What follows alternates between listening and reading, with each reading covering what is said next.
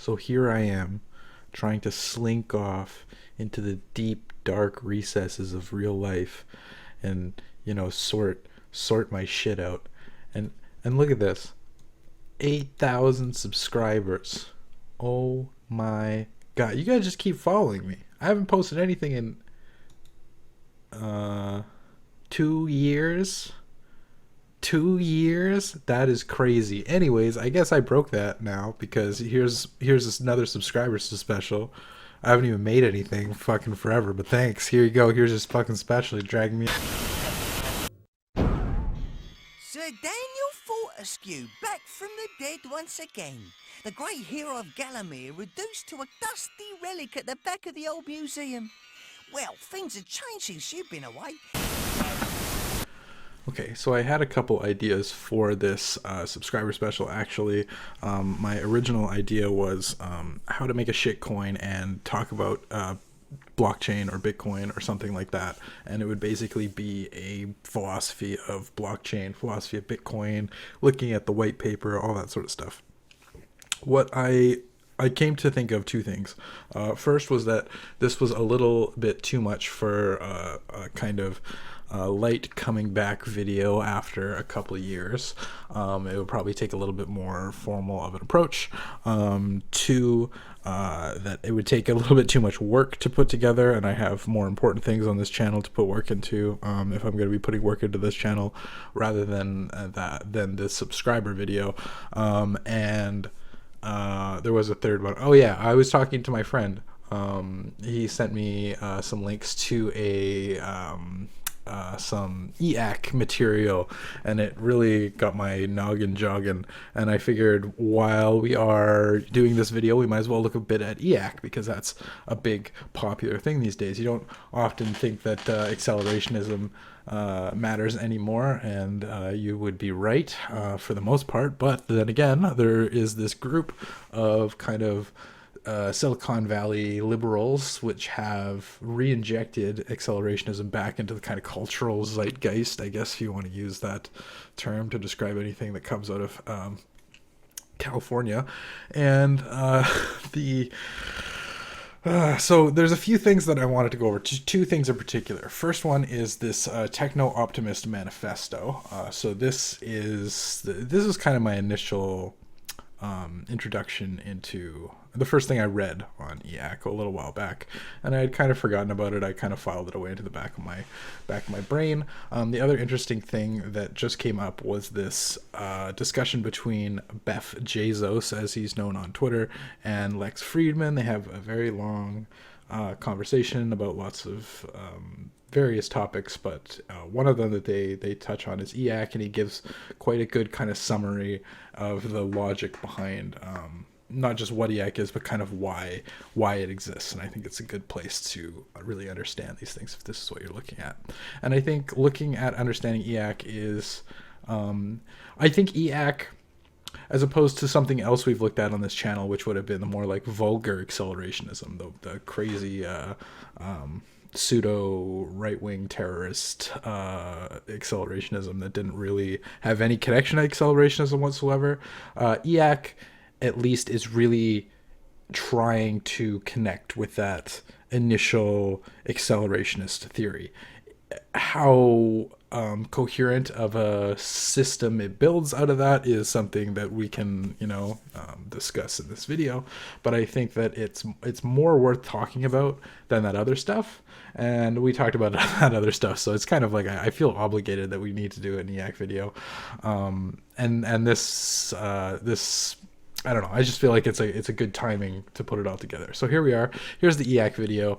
We're going to start with this techno-optimist manifesto. So there's a few quotes at the beginning here. Here, you can pause them if you want to read them if you want. I don't think they're all that important to this. We can understand it without these quotes. So the first section of this is called Lies, which is always, it's a hot way to start manifesto, I have to say. We are being lied to. We're being told that technology takes our jobs, reduces our wages, increases inequality, threatens our health, ruins the environment, degrades our society, corrupts our children, impairs our humanity, threatens our future, and is ever on the verge of ruining everything. We are told to be angry, bitter, and resentful about technology. We are told to be pessimistic.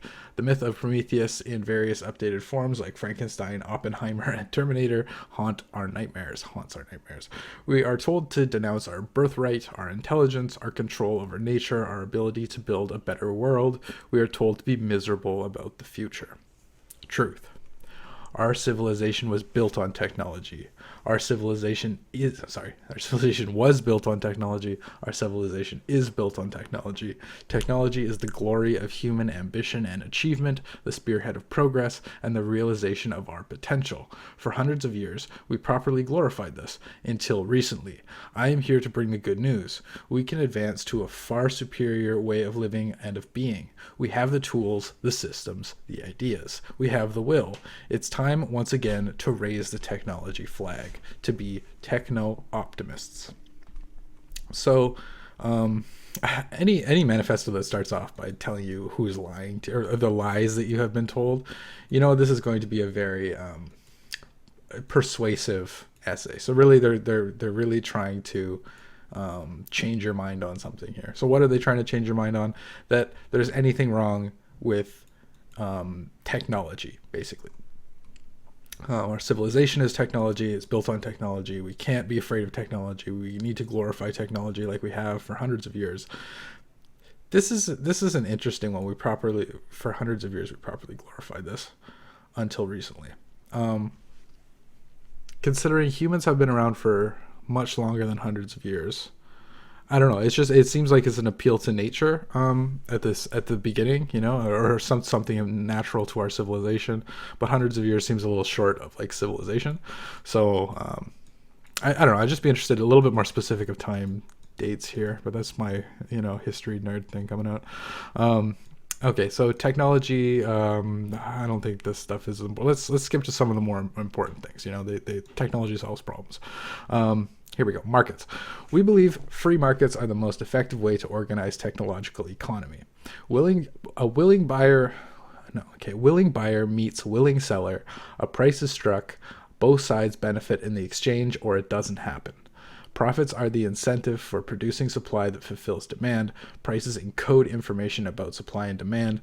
Markets cause entrepreneurs to seek out high prices as a signal of opportunity to create new wealth by driving those prices down.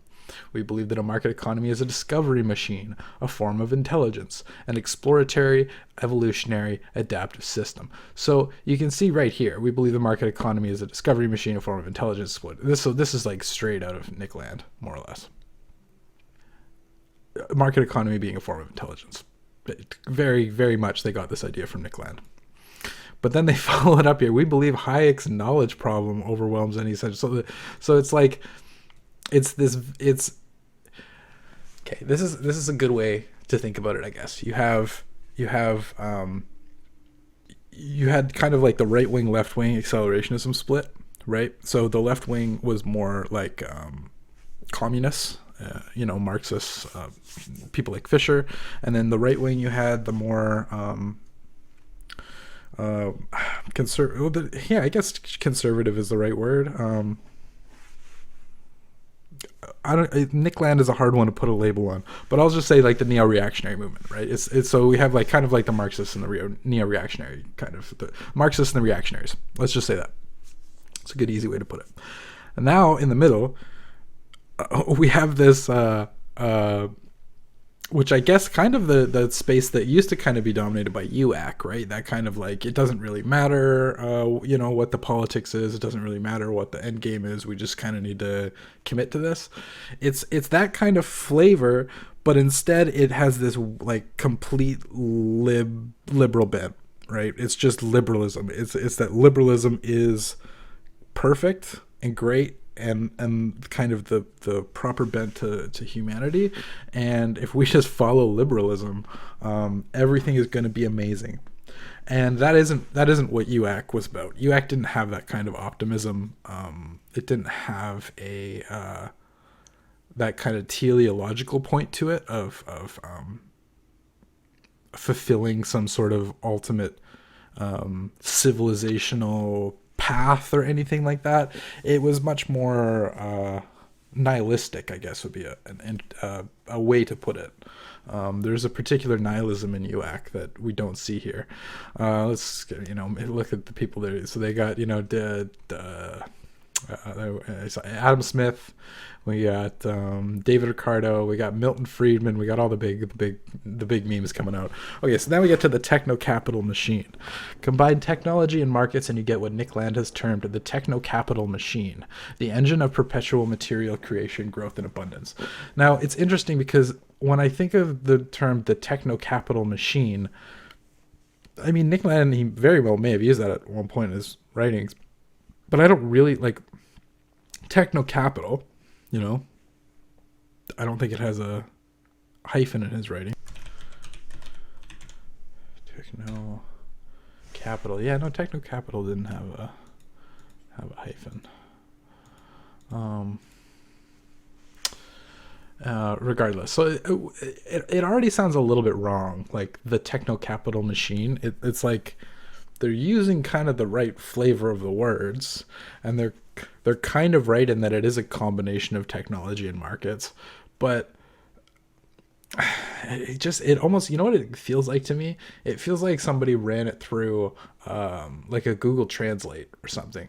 So it's like, it's not quite, there's just something that feels a little bit foreign to the language, I guess. But I mean, I'm deep into this, so maybe I'm speaking just an ancient tongue or something like that. But he calls it the engine of perpetual material creation, growth, and abundance. So the perpetual material creation, growth, and abundance was not what Nick Land was talking about when he was talking about techno-capital. Yes, like there's this mainstream liberal talking point narrative that the great liberalism and capitalism have created the greatest amount of wealth creation in the history of humanity, or whatever.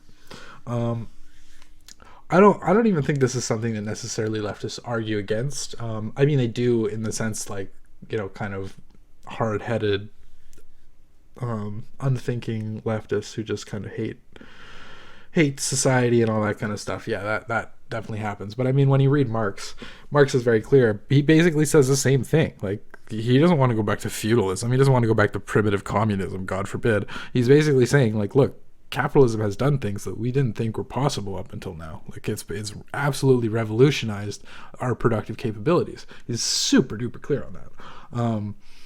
So it's that they've taken this the liberal side of that, right? That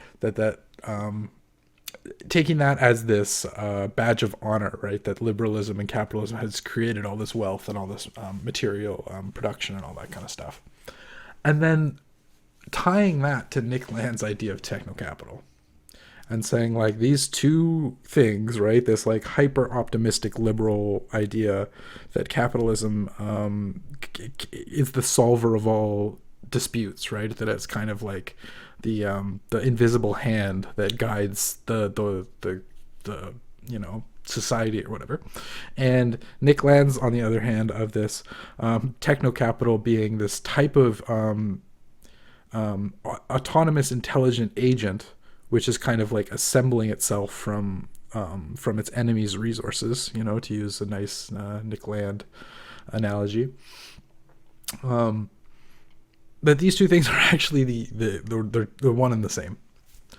I think that is an extremely bold take, but I think it makes a little bit more sense once we kind of get into it a little bit. When I first heard about it, right, and I got to kind of this point of it, I was like, okay, this is another one of these things where I don't think they fully understand. I don't think they fully understand Nick Land. When I read this, specifically this tiny, this. I went, okay, big red flags are now waving in my brain. That something has gone terribly wrong. But let's just continue. Let's because I think there's more to be dug here. There's more dirt to uncover. We believe the techno-capital machine of markets and innovation never ends, but instead spirals continuously upwards. Comparative advantage increases specialization and trade. Prices fall, freeing up purchasing power, creating demand. Falling prices benefit everyone who buys goods and services, which is to say, everyone. Human wants and needs are endless, and entrepreneurs continuously create new goods and services to satisfy those wants and needs, deploying unlimited numbers of people and machines in the process. This upward spiral has been running for hundreds of years, despite continuous howling from communists and Luddites. Indeed, as of 2019, before the temporary COVID disruption, the result was the largest number of jobs and highest wages and the highest level of material standards in the history of the planet.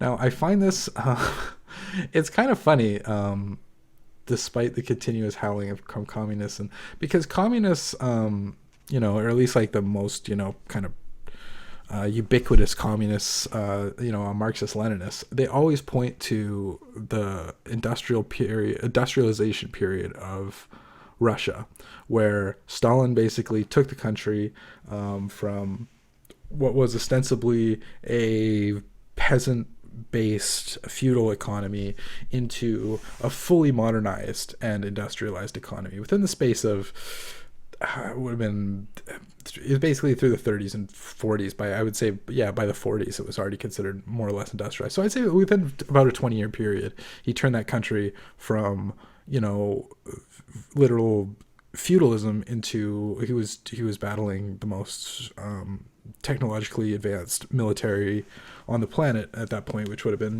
Nazi Germany. One of the most. I don't know. I'm not going to say the most because I'm not that big of a war nerd, and I don't want that kind of debate nonsense in my comments. But I will say that the level of industrialization and the level of material creation that was done in that period in Russia is incredible. We have seen a similar increase under the Communist Party in China as well. If you look at some of the graphs over like the last even just 20 years, from 2000 on to 2020, 2024, wherever we are in today's crazy ass world. I can't even keep up with the years at this point. You can see a similar type of kind of exponential growth in wealth and productive capabilities that has possibly never happened in the history of the planet. So yeah, and again, like this, it just sounds so much like just liberal, just the mainstream liberal. Not even, this isn't even like a, because I'm saying liberal. This isn't even like, when I'm saying liberal, I'm not even saying liberalism in the sense of like John Locke and Rousseau and all that. I'm just talking about like libtards. This sounds like libtards on Twitter. The techno-capital machine makes natural selection work for us in the realm of ideas. The best and most productive ideas win and are combined and generate even better ideas. Those ideas materialize in the real world as technologically enabled goods and services that never would have emerged de novo. Okay, Ray Kurzweil. He defines the law of accelerating returns. Technological advances tend to feed on themselves, increasing the rate of further advance. We believe in accelerationism, the conscious and deliberate propulsion of technological development to ensure the fulfillment of the law of accelerating returns, to ensure technological capital upward spirals continue forever. We believe the techno-capital machine is not anti-human. Okay, so here we go again, like huge diversion from land here, because again, he would say techno-capital is anti-human, absolutely, just inherently. It's a non-human intelligence. That's kind of its entire point. In fact, it may be the most pro-human thing there is. It serves us. The techno-capital machine works for us. All the machines work for us. We believe the cornerstone resource of the techno-capital upward spiral are intelligence and energy, ideas, and the power to make them real. We believe intelligence is the ultimate engine of progress. Intelligence makes everything smart. Okay, I'm going to slow down here. Okay, so this, again, completely against the Nick Land's idea of techno-capital. Techno-capital is inherently something alien. It is an invasion. It is a um, it is a it's a it's an invading force. It is an invading alien force. That is the that's the ultimate be all and end all of techno capital, as far as Nick Land has put it forward. So again, when they're saying like, well, we believe the techno capital machine is not anti-human, it's the most pro-human thing there is. It serves us. It works for us. All machines work for us. So they've basically given it this kind of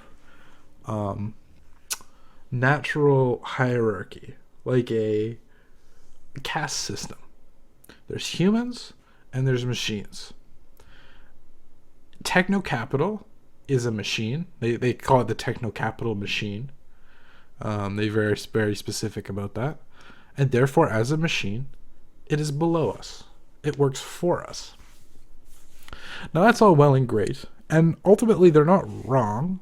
I mean, I think yes, machines do serve us. Machines have served us. But there's a reason why even in the 1950s, even before, autonomous AI was a thing, people were already, in the sci-fi world, imagining robot uprisings, robot rebellions, right? They talk about this kind of this optimism around it, right? But they're not actually giving any reason to believe that.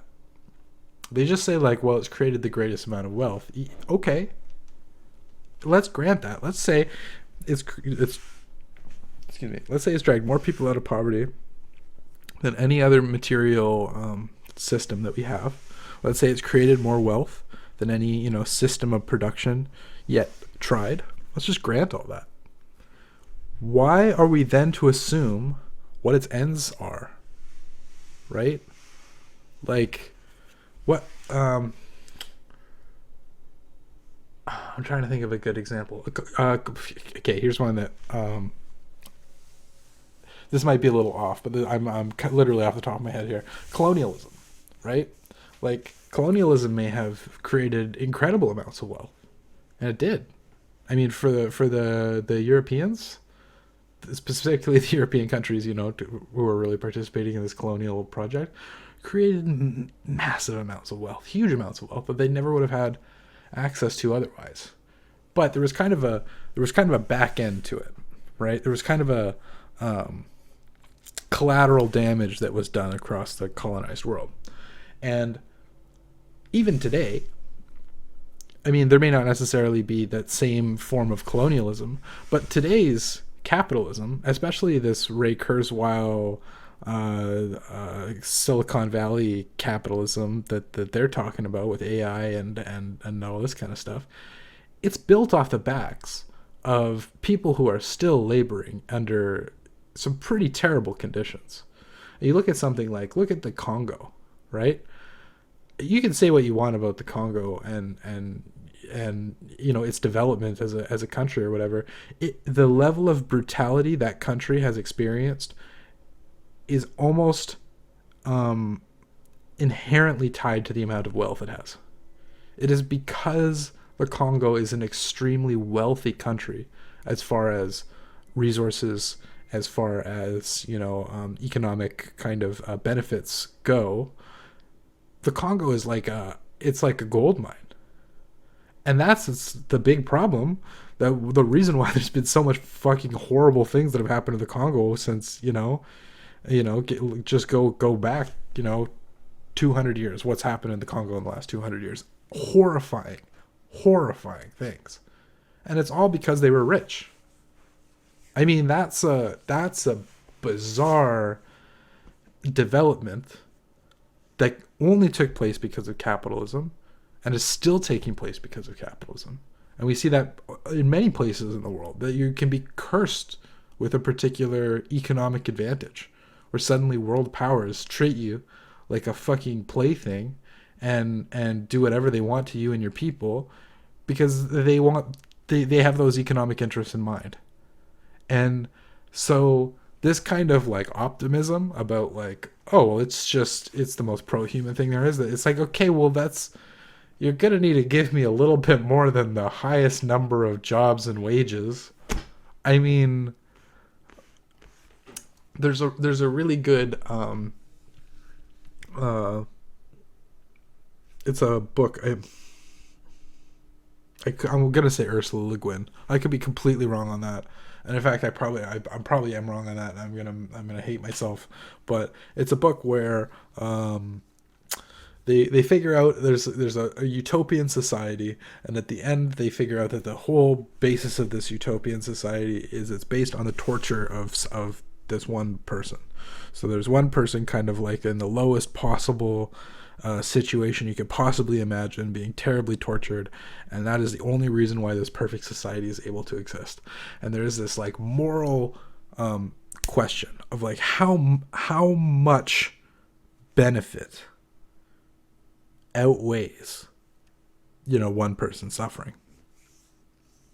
And it's a genuine question to ask. It's a genuine question to ask. And maybe you can argue that all the harms of capitalism are worth it. Maybe you can argue that, the fact that they're literally, Nestle came out, I don't know how many years ago, just a few years ago, and basically admitted that they had slavery in their supply lines, that it was all, that they're not even that they had eradicated it or whatever. They just came out and admitted, yes, there are slaves used in our, the processing of our, I think it was a tuna, something about fish, literally cat food or something dumb about fish, fishing. And they got applauded for it. Like the all the big, like human rights orgs for workers' rights and stuff, they all got up and gave them a big round of applause for admitting that they use slaves in there. Because it happens. It's not a secret. It's not like a mystery. And even the fact that they were willing to admit it is like a move forward. That's how bad it is. I mean, so, I'm again, I have a bit of a leftist bent, I'm not going to lie. But I think that at the very least, I'm willing to accept there might be an argument there, a utilitarian argument for capitalism. But you have to make it. You can't just assume. And I read this whole thing. There really isn't anything that attacks it from that kind of angle. It's all just this kind of don't mention any of the bad, only mention the good. They have this very cringy list of patron saints because, I don't know, it's now a religion or something too. Fucking, you've got Andy Warhol and Friedrich Hayek along with Friedrich Nietzsche. Jump off it. Anyways. On second thought, before we move on from this topic, I'm in an editing room right now, and I have a few more thoughts to put in here. One, I wanted to kind of connect this a little better to where we started off. I got off on a little bit of a tangent here. The idea of capitalism having a kind of back end danger, right? A back end cost that we might not see, that might be offloaded. In most cases, it's offloading it to the third world, as I said. It's offloading it to usually poorer countries. The trick here, we're not just talking about colonialism, right? We're now talking about AI, and we're talking about a type of technological development that hasn't been seen ever. If we think about earlier in the video where we were talking about the lies section of this manifesto, he talks about the myth of Prometheus, how it's been updated into various forms. One of the examples he gives is Oppenheimer. This really struck me. I kind of chuckled a little bit at the beginning because Oppenheimer isn't a myth. Oppenheimer was a real dude. He helped a bunch of people. It wasn't just Oppenheimer. They got together and they, with the backing of, a huge military installation, an alliance, they invented a technology that has the potential to end all life on Earth. And I don't know if you guys have seen Oppenheimer, but there's a scene where a mathematician is crunching some numbers, and he goes like, you guys, I'm a little worried that we're going to set off a chain reaction and ignite the oxygen in the air and literally just blow up the entire planet. It's just going to go off like a giant bomb, because once the oxygen starts burning, we'll never be able to put it out. It's just going to burn all the oxygen on the planet. And this was a real conversation they had. It was decided that the math was potentially true, but that the likelihood of it happening was slim enough that they were going to go forward and they were going to test the bomb. And to think that they pressed that button on that first test with just the slightest little nibbling in the back of their brain, maybe, just maybe, this might end all life on Earth. There was a similar kind of meme panic back in the day. If you guys, my audience these days might not be old enough to remember, the Large Hadron Collider, when that started up, there was a rumor that there was some mathematics out there that said that the Large Hadron Collider could end the world, that it would basically create a miniature black hole and we wouldn't be able to control it, and it would destroy the planet, or galaxy, or however dramatic you want to get with that. I don't actually know the specifics of what was supposed to happen. All I know is that it was an apocalyptic event that would come about from accidentally creating a black hole. They did it. Now, I think in that case, I think it was more the media playing that up, more so than it was necessarily something they were genuinely worried about. I think in the case of the atomic bomb and the oxygen burning, it was probably a little nudge more likely, but also again very much it wasn't a worry on anyone's minds. Many of the top AI researchers talk about the dangers of AI. Many of the AI researchers, I won't even say many, let's go with some, okay? Some of the AI researchers out there, and to me that's enough, are worried about life on Earth ending. Now, I'm, right in the middle of this accelerationist milieu, so to speak, if you can use that term. I don't think AI is going to end all life on Earth. I think that the idea of AI kind of extinctionism, I do give some credence to, but I don't think it's going to be as simple as, Terminator robots marching around shooting all the humans, and us having to go underground and battle the robots. I don't believe that. I think it's going to be much more for a long time, for many thousands of years, humans have been the movers of history. We have now developed something which is very quickly outpacing our capabilities. Okay, it seems to be the fears that we most readily associate with AI, even before we think about stuff like AI apocalypse and stuff like that, is AI taking our jobs. That's the big meme, right? They took our jobs. These robots come in and they take our jobs, and now we're out of work. And how are we going to get by when all the trucks are driven by robots, right? That goes farther than just manual labor. Like, what about when we start passing this off? This is one that I really think is going to come and bite us in the butt, and we should be way ahead of the game on it, is when we start passing off AI to judicial decisions. When it's no longer humans deciding, who deserves to be in prison or not. Because it might be that they can make an AI, and I'm not even going to say it might be, they will be able to make an AI which will be able to do the function of a judge, but without any biases, or specifically designed in such a way to avoid as much biases as possible, and that it will be more effective at avoiding bias than a human. There is a risk that we are going to no longer be in the driver's seat, that we are going to pass off enough of our autonomy to AI and to technology that it's not really us in charge anymore.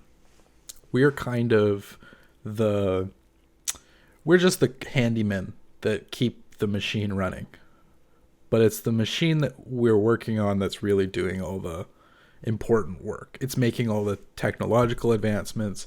It's making all the theoretical advancements. They already have AIs that have proven mathematical formulas that, like things that humans have struggled with and weren't even sure if it was possible or not. And there have been computers that have solved some of these. So I guess there's even a risk in AI going right. Everyone's so concerned about what if it goes wrong? What if we can't figure out alignment? That sort of thing. But what if it just goes really right? I think there's inherent dangers in that as well. And so I think there is just too much on the table here for such a new technology that aren't they aren't grappling with. And it's not just that they're not grappling with it, they're from the very beginning foreclosing even the possibility of danger to begin with, right? Technology is this inherent good and should be sought based for its own sake and yada yada yada. Anyways, that was just a few thoughts I had. Let's move on to Guillaume Verdon. He is Beth Jesus on Twitter. I'm not familiar with many of these people, but I'm just taking it as, gospel that these people are kind of the people you should be listening to in the EAC movement. This guy, I think ultimately, like the way he describes EAC, it aligns pretty well with that little manifesto. Lex is about to read off a little bit of his kind of writing on it as well. So let's just go through this and we'll see what this guy says and how it kind of connects to what we just heard. So this is probably a good place to talk a bit about the EAC movement. In a Substack blog post titled "What the fuck is EAC?" or actually "What the F star is EAC?" you write, strategically speaking, we need to work towards several overarching civilization goals that are all interdependent. And the 4 goals are: increase the amount of energy we can harness as a species, climb the Kardashev gradient. In the short term, this almost certainly means nuclear fission.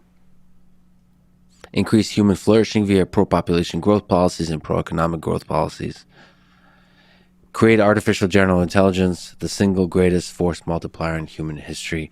And finally, develop interplanetary and interstellar transport so that humanity can spread beyond the Earth. Could you build on top of that to maybe say, what to you is the EAC movement? What are the goals? What are the principles? The goal is for the human techno-capital mimetic machine to become self-aware and to hyperstitiously engineer its own growth. So let's decompress Define that. each of those words. Okay. Let's just go back to that one more time, because while Lex may have been completely blindsided by those terms, they actually might make a lot of sense to us. So let's just go back and try to hear that one more time. Mimetic machine to become a little bit further here. What am I at? 48, 26. Let's go 48. 4808. Okay, that's kind of the. Could you build on top of that to maybe say, what to you is the EAC movement? What are the goals? What are the principles? The goal is for the human techno-capital mimetic machine to become self-aware and to hyperstitiously engineer its own growth. So, okay, so that sounds a lot like Nick Land. That sounds much more like the hyperstitiously engineer its own growth. He's not framing it in terms of necessarily human action there, right? Its own growth, right? It assembles itself. So I think when we hear that, or when I hear that, that makes much more of a connection directly to Land than how it was described in the last work we looked at. Let's decompress Define that. each of those words. So you have humans, you have technology, Yeah. you have capital, and then you have memes, information, right?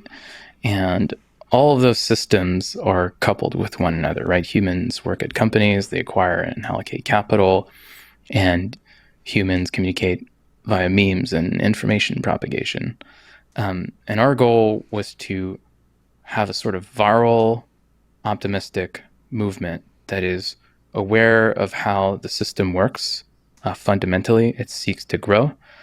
And we simply want to lean into the natural tendencies of the system to adapt for its own growth. Okay, so this, again, the way he's describing it so far, sounds almost exactly like UAC. he even down to the like, so they understand the way the system works. It's inherently set up based on this self-propelling growth for the techno capital machine, as they call it, to assemble itself. Let's continue, because I think the UAC, this kind of being the new hipper memeier version of UAC, is it's getting more vibes here than maybe it was in the last place we looked. Let's just say that. So in that way, you're right. The EAC is literally a mimetic optimism virus that is constantly drifting, mutating, and propagating in a decentralized fashion. Okay, so this, I think, now this betrays something that hasn't previously been stated. He's talked about memes a little bit, but this idea of EAC being a mimetic optimism virus, I think, is the ultimate kernel of the rational kernel of truth within EAC. Okay, this right here is what all of EAC really can be boiled down to. EAC is a mimetic optimism virus. Let's continue. Let's let him keep going before I go deeper into that. So mimetic optimism virus. So you do want it to be a virus to maximize the spread, and it's hyperstitious. Therefore, the optimism will incentivize its growth. We see EAC as a sort of meta heuristic, a sort of very thin cultural framework from which you can have much more opinionated forks, right? Fundamentally, we just say that it's good. What got us here is this adaptation of the whole system, based on thermodynamics, and that process is good, and we should keep it going, right? That is the core thesis. Everything else is, okay, how do we ensure that we maintain this malleability and adaptability? Well, clearly not suppressing variance and maintaining free speech, freedom of thought, freedom of information propagation, and freedom to do AI research is important for us to converge the fastest on the space of technologies, ideas, and whatnot that lead to this growth. And so ultimately, there's been quite a few forks. Some are just memes, but some are more serious, right? Vitalik Buterin recently made a DEAC fork. He has his own sort of fine-tunings of EAC. Does anything jump out to memory of the unique characteristic of that fork from Vitalik? I would say that it's trying to find a middle ground between EAC and sort of EA and AI safety. To me, like, having a movement that is opposite to what was the mainstream narrative that was taking over Silicon Valley was important to sort of shift the dynamic range of opinions. Sure. And it's like the balance between centralization and decentralization. The real optimum is always somewhere in the middle, right? But for EAC, we're pushing for entropy, novelty, disruption, malleability, speed, rather than being like sort of conservative, suppressing thought, suppressing speech, adding constraints, adding too many regulations, slowing things down. And so I think this is an interesting contrast, I guess, between the kind of Nick Land conservative approach to what would be, I called it at once protective accelerationism. A lot of people didn't seem to like that categorization of it, but I think that like there's a particular like protectionism in that humans have to create a certain economic policy which can best foster this techno capital, and that if we don't kind of have that state enforced market like cultivation, state enforced, it's not like a planned economy, but like a state protected, like for Nick Land, it's basically everything should be deregulated, right?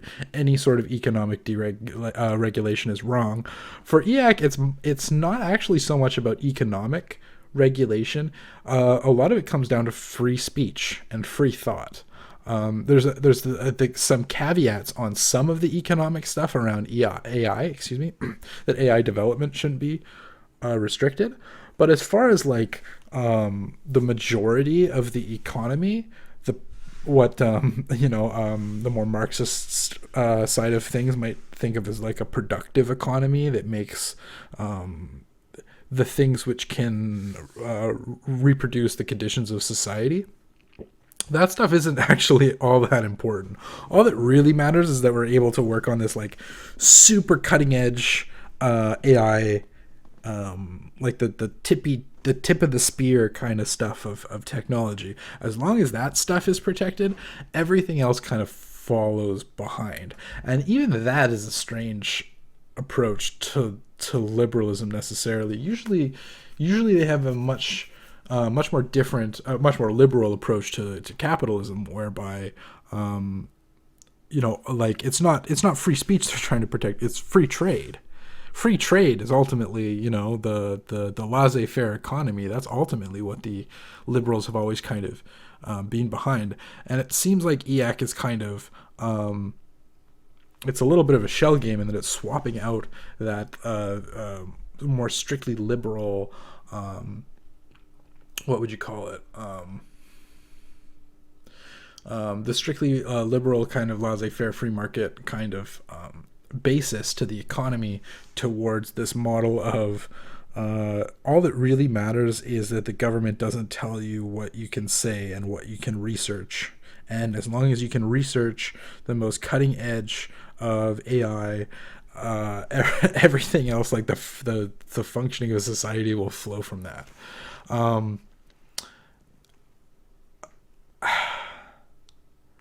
There's a level of, I don't want to come across as rude to Guillaume or whatever the hell the other guy's name was.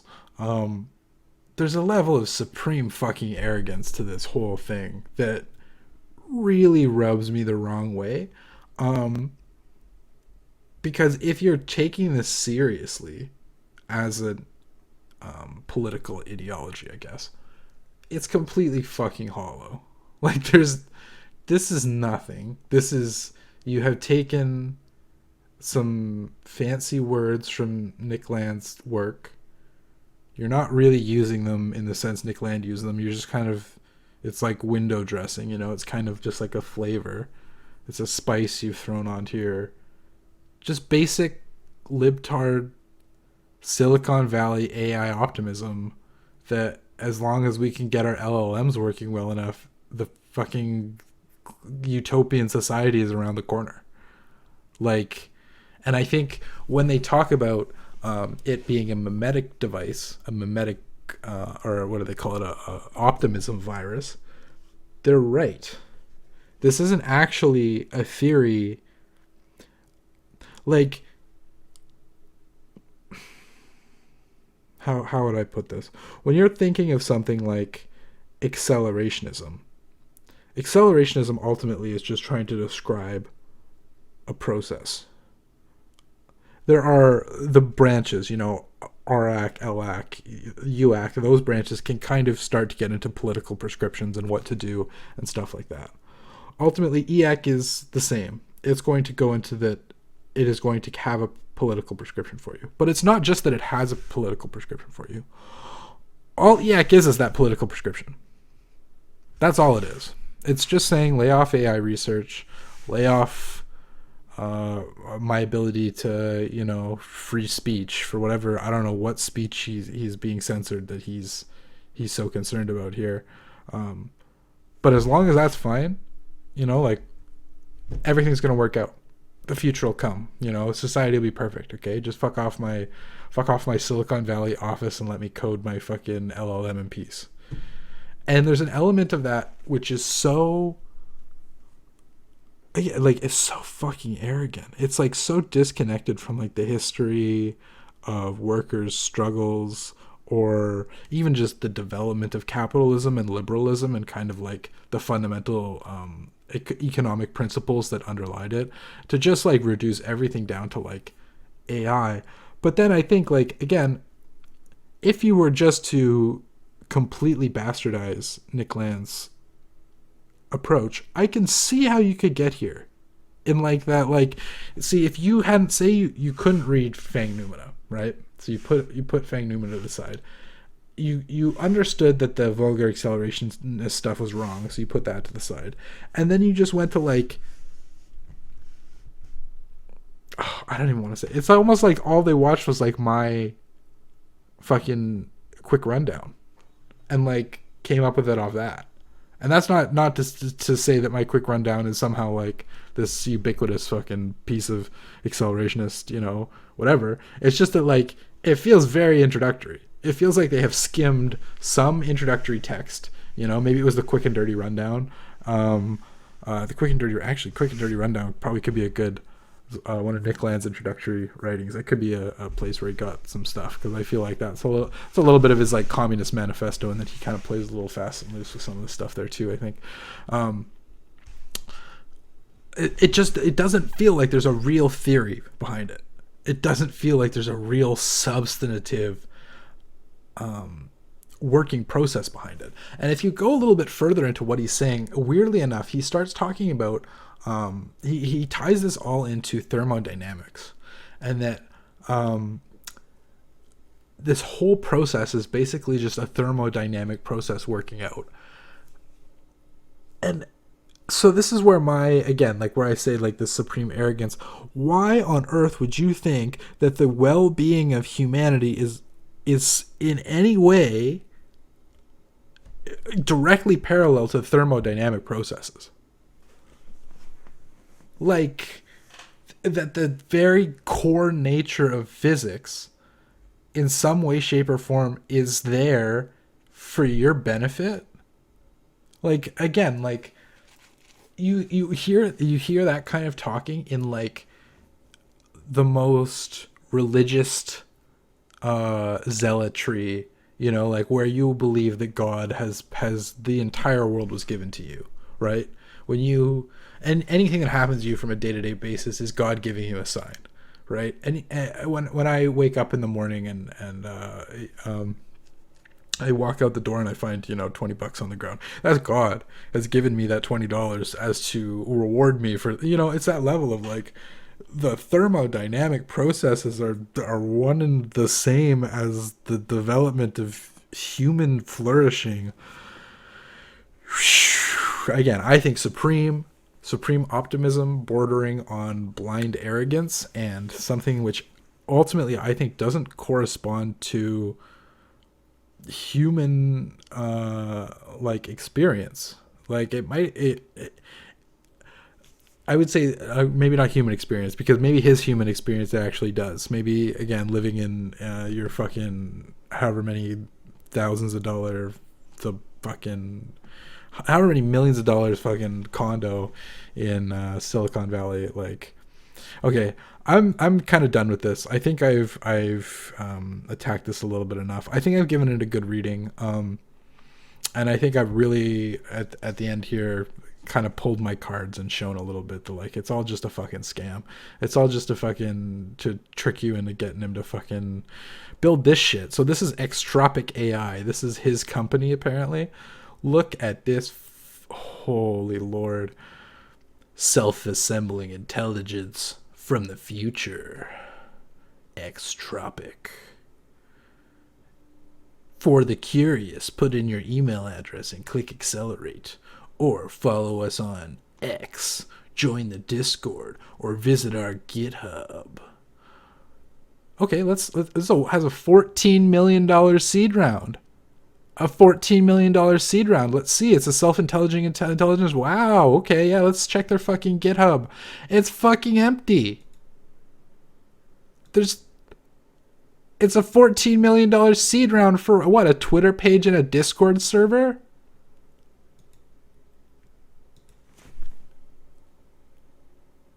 It's just a big fucking corporate scam. There's nothing here. They just want to build AI.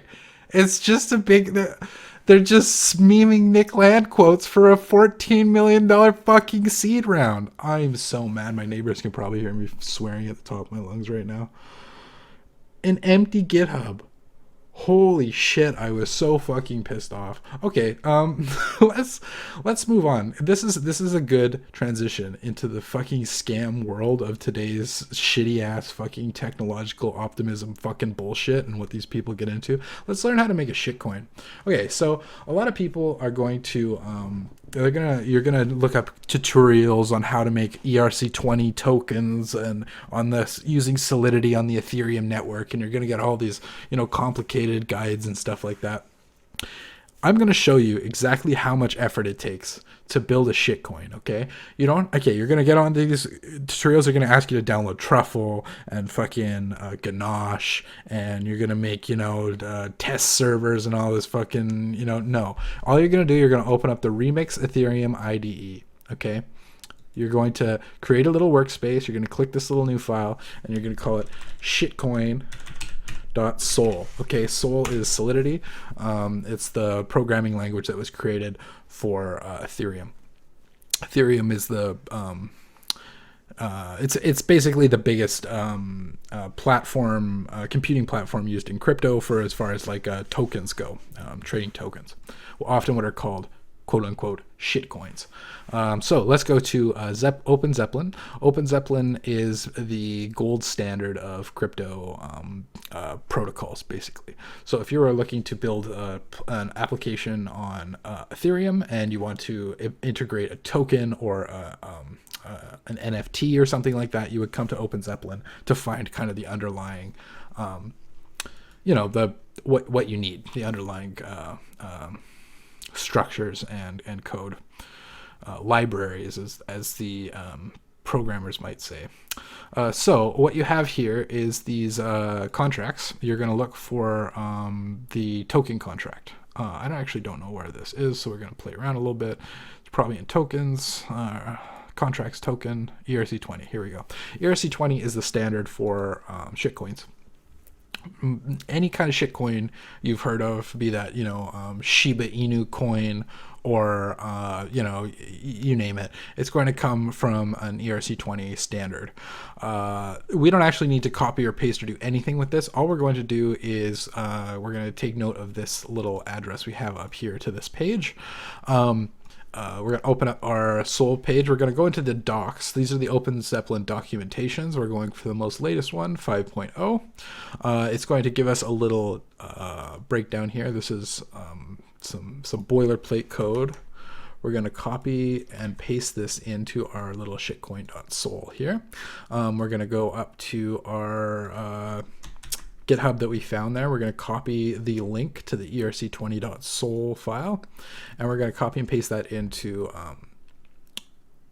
this string here. So it'll say import erc20 from, and then it's going to have our Open Zeppelin contract. Okay, let's save this. Let's see. It's complaining. Why is it complaining at me? Function variable structure modification.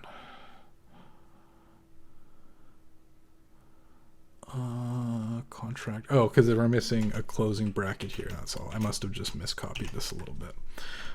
Okay, let's try that. Okay, there we go. This bracket wasn't closed, so we added a closing bracket here. This is it. This is now a functional thing. So let's change it a little bit. Let's change our token name. We're going to call it shitcoin. We can take out this little line because that's no longer accurate. That's just a comment. It's not going to change anything. So here we can change the name. So we're going to call it shitcoin. We can change the ticker. So we'll call it SHT. Let's see.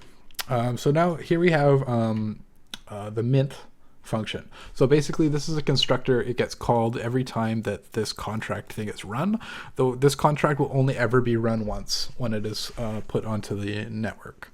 And so this basically runs once and never again. It has it set up here, so you can basically just put in a number, and then that number will be the initial supply. It's being minted, this underscore mint. It's you can see it in the documentation, or if you go through this code here, it basically just creates tokens for you. So let's set up an initial supply. We're not even going to bother taking an argument here, because that's too much effort. Let's just say this is going to be Bitcoin has 21 million, right? So let's go 21 million. 21, 2, 3, 1, 2, 3. Yeah, okay, 21 million. And then we're going to have to go times 10 to the power of 18. Okay, so I think this is correct now. Let's check this out. We're going to go into our deploy and run. We're going to, we'll just take one of the Remix virtual networks, London, sure, why not?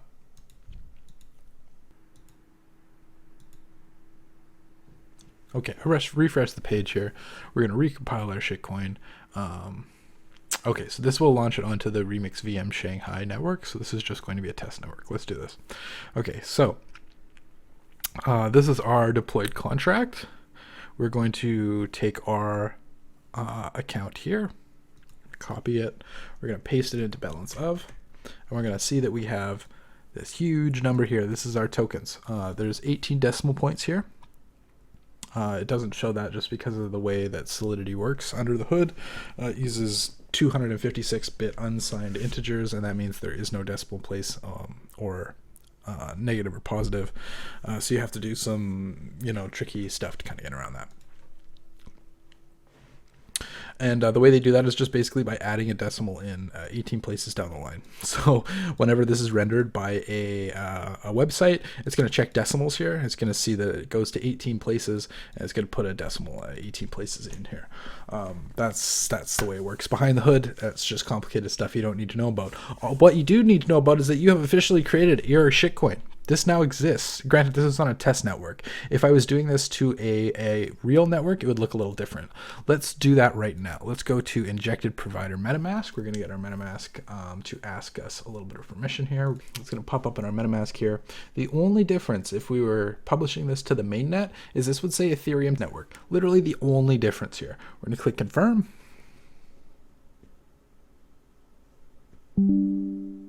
Okay, confirmed. We're going to check it. Again, the only difference, this would say regular Etherscan. It wouldn't say Sepolia. It's going to tell you how much gas you spent. This is going to be so much higher on the real network, going to be hundreds of dollars probably to create this contract. We're going to wait, and wait,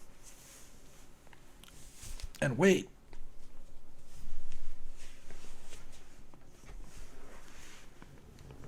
It usually takes about 30 seconds to mine a block on the Ethereum network, so we should be seeing it anytime here. Here we go. Okay, so this was our contract right here. It's called shitcoin. You can see in our little tracker here, it has one holder. It's got a max supply of 21 million shit. If you go to holders, you can see 21 million of those, 100% of the supply is being held by me. We can go to Uniswap, and what we can do is create a pool. So we will launch the Uniswap app. Uniswap is going to automatically attach to our MetaMask here.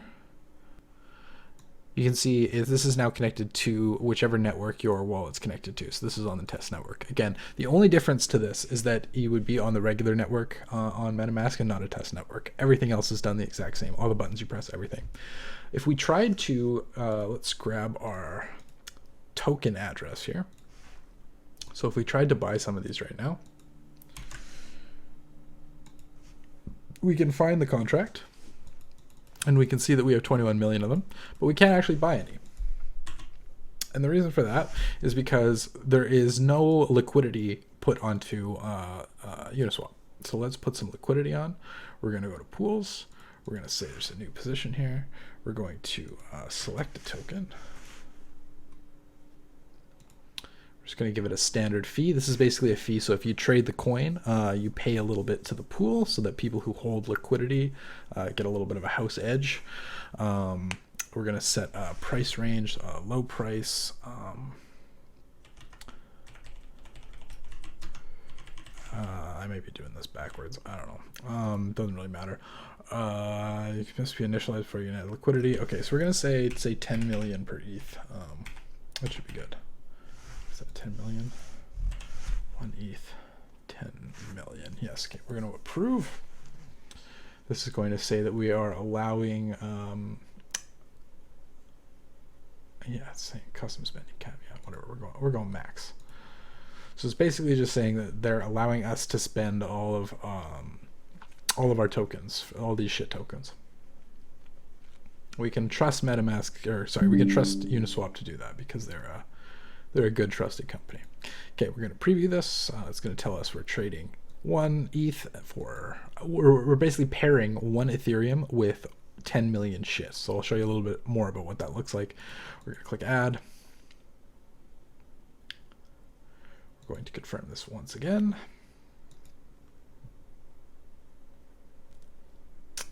We can go back now to swap. Find our nice little shitcoin once again. We're going to wait, and then it will tell us once this transaction is completed. Okay, there we go. Transaction was confirmed. We have added 1 ETH and 10 million shitcoins worth of liquidity. You can see I now only have 11 million shitcoins in my wallet, and I have, about 1.1 less ETH. So now, if I went to buy ETH some right now, so let's say 0.1 Ethereum, I would receive 900,000. Shit. Saying this is a bad trade basically because I'm buying about 10% of the liquidity right now. It's a pretty big trade, pretty big movement in price. But let's just do that. So let's just say I come along and I spend say let's go for a little bit more. Let's go 0.3.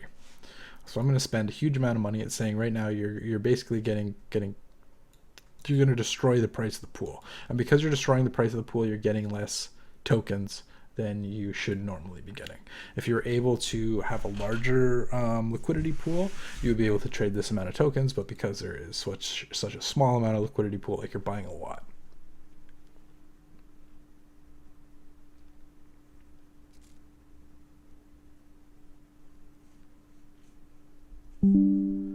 Okay, here we go. So now I have bought these tokens. You can see this is now, you can buy and trade these tokens all you want.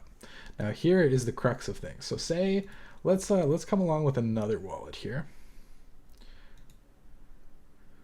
These are just some of my test wallets I have been playing around with. Let's make sure that it's connected here. Okay, so let's assume I come along. I take a look at this shitcoin. I go, wow, I kind of want to buy some of this shit. So I'm on a fresh wallet now here. I've got a little bit of Ethereum. I've got no shit. I go, I want to change that. I'm going to buy, let's buy 1 million shit. There we go, 1 million shit here. Okay, so it's saying, this isn't the best price for you, but I'm going to just say, you know what, even though it's not the best price for it, I'm buying a bunch. I'm going all out. I'm spending almost 0.2 Ethereum on this bad boy. Okay, this has been completed. We now are in possession of our shitcoin. We've spent our hard-earned Ethereum on it. Now, let's take a look. We're going to go back to our old wallet here. Okay, so now we're back on our original wallet. So this is the one we created the token with. It's the one we created the pool with. We're going to go into our pool menu here. We're going to find our shitcoin pool. So this is our nice little a cool little display of our pool here. So we can see now we traded a little bit of money into it. Somebody else traded a bit of money into it. So we can see our shitcoins, which started at 10 million, have dropped all the way down to 6.7 million, and our Ethereum has gone all the way up to 1.4. This represents an increase in price. So there's less shitcoins and more Ethereum, and therefore if you're going to buy some of these shitcoins, you're going to need to put in a higher percentage of Ethereum than you would have before these last two.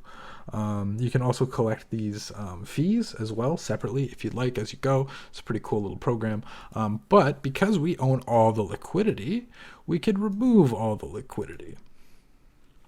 So what happens when we remove all of our liquidity?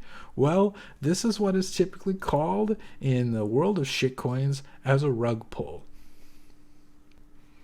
Okay, so now you can see the pool has 0 shit and 0 ETH. I was the only person who was pooling any liquidity into our shitcoin pool, if you guys remember. And so when we look it up now, I once again cannot buy shitcoin. There's nothing to buy. It's all gone now. Now, if you look at my Ethereum balance, I have more Ethereum than I started with. Why do I have more Ethereum than what I started with? Because somebody else put their money into that pool. Who was that? Well, let's go back to our other wallet. Okay, here we are. We're back on the other wallet. Now, let's try to sell our coins. Wah. We just put 0.2 Ethereum into this shitcoin. Somebody pulled the liquidity. Now we cannot sell it. This is the heart of the shitcoin market. Anybody can create a token in minutes. You can name it whatever you want. You can make the supply whatever you want. You can distribute it however you want. You can make your own pool, which people can trade in. And the moment the price goes up, you can pull all that money out of the pool and walk away with the Ethereum that people were putting in to buy your shitcoin. They are then holding your shitcoin with no way to sell it. That's it. It's gone. Unless either somebody else, because what I could do now I own a million shit. So I could create my own pool, maybe pair it with 0.4 Ethereum, right? But then I'm relying on other people buying that coin. If no one buys that coin, those are just going to sit there moldering away. And in fact, if other people have shitcoin, like for instance, that original account, if I put that up, they can sell all their shitcoin and take the Ethereum that I put up as a pool. Because remember, they still control the supply. They control both the supply and the pool. And when you control both the supply and the pool, you have 100% control over that token. In fact, what people do, and it's kind of funny, what they'll do is they'll renounce liquidity. So they'll say, I'm going to put up half of my tokens. I've got 21 million. I'm going to put, say, 11 million, so more than half into this pool. And then you get a certain amount of tokens. It's basically an NFT, and it contains all the information about your pool stake. You can burn that. Once you've burned that, you have no ability to pull the liquidity. You can't do what I just did and take the liquidity out of the pool. But what you can still do is sell your million shitcoins. And so if people start buying it and the price goes way up and you just decide to dump all your shitcoins, you can drain the pool. It's as easy as that. And so, you put in a million, you put in Ethereum, right? And you burn that liquidity, you burn an Ethereum's worth of liquidity. People put 5 Ethereum in, you sell your stake, you walk away with, maybe 4 Ethereum, 4.5 Ethereum, you clear the pool. It's as easy as that. And that's ultimately why these scams happen, is because this is how easy it is to do. This is all it takes. It's not difficult. It's not hard. It doesn't take much time. It doesn't take much effort. It doesn't even take much money, ultimately. As long as you have enough people that are willing to get online and hype up a coin and get other people to trick them into putting some money into a Uniswap pool. I mean, you can make one of these scams every day. And I could see there was some actors who were literally every single day they were making a new scam token, putting it on 4chan or Twitter or Reddit or whatever. Every single, if not every day, every week, a new scam coin. Be called Shiba Inu, Cucumber, Elon Musk X, It would just be a meme, like a coin would go off. There was one coin, I forget which one went off. Yam coin, I think it was. And then everything. There was sushi coin and orange coin and salami coin and fucking hamburger coin, and it's just like it's complete nothingness. It's complete nonsense. If we go to some of these, let's go to CoinGecko. So this is a list of the biggest cryptocurrencies right now. We're gonna go down here. We're gonna find Shiba Inu. Shiba Inu's market cap right now. So the price, if you took every single token right now and you multiplied it by this price, so what would it be worth? Every single token multiplied by this price works out to $5 billion. $5 billion. And this is down today. This is, this is nowhere near the max. At the max, what would the max have been? I can't even get up there. It was for such a short amount of time. 30 billion? No, that was just the volume. Okay, but we can see here it's down about 90%. So let's just say it would be about 10 times more. Let's just be conservative. We'll say it was worth $40 billion at the most.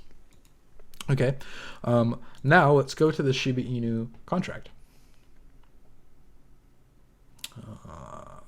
Is there a way to get to Etherscan? Here we go. And we'll go to the contract. And we'll scroll through all this nonsense. These are just contracts that it's inheriting from. And we'll find the actual contract here.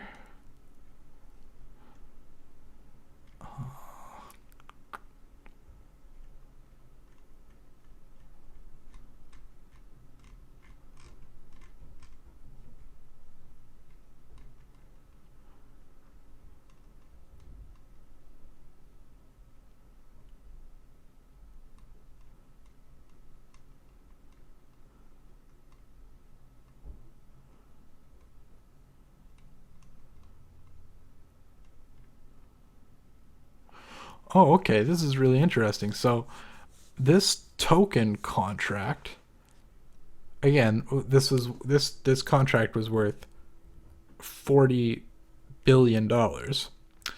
It's actually token mint ERC20 token from the tokenmint.io website. So this is just a completely standard blank. When you do the constructor, that first time setup, you enter a name, a symbol, the amount of decimals you want, the total supply you want, the fee receiver, the token address, a token owner address. That's it. They didn't even write a contract. I didn't know that. So yeah, $40 billion. They didn't even write a contract. It's just a token template burner fucking boilerplate nonsense from a website. I'm guessing they don't own Token Mint. I'm guessing this is just something they were using. At least they left the credit in for them. Good on that. That's it. $40 billion. They didn't have to do anything. They just copy and pasted. They gave it a funny name, Shiba Inu, that kind of sounded like Dogecoin. Got same brand of mascot as a dog. $40 billion.